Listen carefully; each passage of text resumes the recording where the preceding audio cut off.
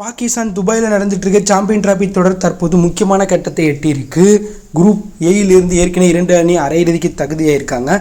Group பியில் 3 அணிகள் அரையிறுதிக்கு போட்டி போட்டுட்ருக்காங்க. ஸோ இந்தியா கூட எந்த அணி அரையிறுதி மோத வாய்ப்பு இருக்குது, இந்தியா ஃபைனல் போக வாய்ப்பு இருக்கா, தற்போது பாயிண்ட் டேபிள் நிலவரம் எப்படி இருக்குது அப்படிங்கிறத பற்றி தான் ரொம்ப டீட்டெயிலாக பார்க்க போகிறோம். ஸோ வீடியோக்குள்ளே போகிறதுக்கு முன்னாடி உங்களுக்கு இந்தியாவை பிடிக்கல இந்த வீடியோக்கு லைக் கொடுத்துட்டு உங்களோட ஃபேவரட் கிரிக்கெட் பிளேயரை கமெண்ட்ல லீவ் பண்ணுங்கள். சாம்பியன் டிராபி தொடர் குரூப் 7 இடம்பெற்றிருக்க இந்தியாவும் நியூசிலாந்தும் ஏற்கனவே பாகிஸ்தான் வங்கதேசத்தை வீழ்த்தி கெத்தா அரையிறுதிக்கு அதிகாரப்பூர்வமாக தகுதி ஆயிட்டாங்க. இந்த நிலையில் இந்திய அணி யார் கூட அரையிறுதியில் மோத போகிறா, நியூசிலாந்து யார் கூட அரையிறுதியில் மோத போகிறா அப்படிங்கிறதுக்கான எதிர்பார்ப்பு எகிரி இருக்கு. இந்த நிலையில் நேற்று நடந்த இங்கிலாந்து விசஸ் ஆப்கான் மேட்ச்சில் ஆப்கான் அணி திகில் வெற்றி பெற்று இங்கிலாந்தை வீட்டுக்கு அனுப்பியிருக்காங்க. ஆமாம் ஃப்ரெண்ட்ஸ், இங்கிலாந்து அணி ஆப்கானுக்கு எதிரான மேட்ச்லையும் ஆஸ்திரேலியாவுக்கு எதிரான மேட்ச்லையும் தோற்றதுனால அந்த அணி 3வது அணியாக இந்த சாம்பியன் டிராபி தொடரிலிருந்து வெளியேறியிருக்காங்க. ஸோ ஆப்கான் அணிக்கு இன்னும் அரையிறுதி போக வாய்ப்பு இருக்குது. குரூப் பியில் இடம்பெற்றிருக்க இங்கிலாந்து அணி ஏற்கனவே வெளியேறிட்டாங்க. ஸோ 3வது இடம் பிடிச்சிருக்க ஆப்கான் அணி 2 மேட்ச் விளாண்டு 1 வெற்றி 1 தோல்வி பெற்று 2 புள்ளியோட பாயிண்ட் டேபிள் 3வது இடம் இருக்காங்க. அடுத்த இடத்துல ஆஸ்திரேலியா அணி 2 மேட்ச் விளாண்டு 1 வெற்றி 1 மேட்ச் மலையால் ட்ரா ஆகி 1 பாயிண்டோட இருக்காங்க. அதே போல தான் சவுத் ஆப்பிரிக்கா 2 ரேட் அடிப்படையில் 3 புள்ளிகள் பெற்று முதல் இடத்துல இருக்காங்க. சவுத் ஆப்பிரிக்கா அணிக்கு அதிக 2 ரேட் இருக்கிறதுனால அந்த அணி அரையிறுதி போக ஒரு 50% வாய்ப்பு இப்போயே கன்ஃபார்ம் ஆயிடுச்சு.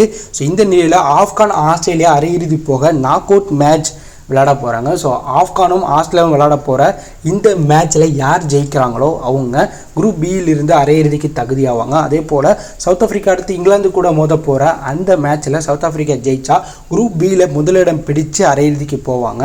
ஆஸ்திரேலியா மற்றும் சவுத் ஆப்பிரிக்காவுக்கு இடையே நடக்க போகிற மேட்ச்சில் எந்த அணி ஜெயிக்கிறாங்களோ அவங்க 2வது இடம் பிடிச்சு அரையிறுதிக்கு தகுதியாவாங்க. அதே போல் குரூப் 7 இடம்பெற்றிருக்க இந்தியா நியூசிலாந்து இடையே மார்ச் 3ஆம் தேதி மேட்ச் நடக்க போது இந்த மேட்ச்சில் யார் ஜெயிக்கிறாங்களோ அவங்க குரூப் 7 முதலிடம் பிடிப்பாங்க. ஸோ குரூப் 7 முதலிடம் பிடிச்ச அணியும் குரூப் பியில் 2வது இடம் பிடிச்ச அணியும் அரையிறுதி ஒன்றையும், குரூப் பியில் முதலிடம் பிடிச்ச அணியும் குரூப் 7 2வது இடம் பிடிச்ச அணியும் அரையிறுதி 2ல் மோதுவாங்க. ஸோ அரையிறுதி ஜெயிக்கிற அணிகள் ஃபைனலில் மோதுவாங்க.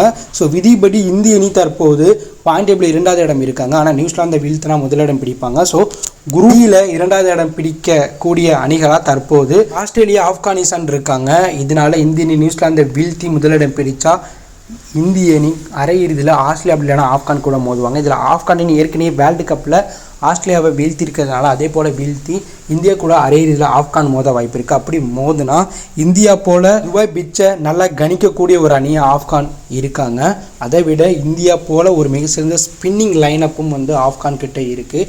இதனால் அரையிறுதியில் இந்திய அணி ஆப்கானை வீழ்த்த கூட வாய்ப்பு இருக்குது. ஏன்னா ஆப்கான் அணி ஆஸ்திரேலியாவையும் இங்கிலாந்தையும் முக்கியமான மேட்ச்சில் வீழ்த்திட்டு தான் இந்தியா கூட அரையிறுதி விளையாட வருவாங்க. இதனால் அது நடக்க வாய்ப்பு இருக்குது. அதே போல் இந்திய அணி ஆஸ்திரேலியா சவுத் ஆப்பிரிக்கா கூடயும் அரையிறுதியில் மோத வாய்ப்பு இருக்குது. இதனால் இந்திய அணி அரையிறுதியில் போராடி தான் ஜெயிக்க வேண்டிய கட்டாயத்தில் இருப்பாங்க. ஏன்னா 3 டேஞ்சரான அணிகள் அரையிறுதிக்குள்ளே இந்தியா கூட மோத வாய்ப்பு இருக்குது. ஸோ நீங்கள் சொல்லுங்கள், இந்திய அணி யார் கூட அரையிறுதியில் மோதுவாங்க? ஸோ இந்திய அணி ஈஸியாக ஜெயிச்சு ஃபைனல் போவாங்களா? ஸோ ஃபைனலில் யார் யார் மோதுவா, இந்திய அணி கோப்பையை விட்டு பெறுமா அப்படிங்கிற கருத்தை கமெண்ட்ல லீவ் பண்ணுங்கள். தேங்க்யூ ஃபார் வாட்சிங்.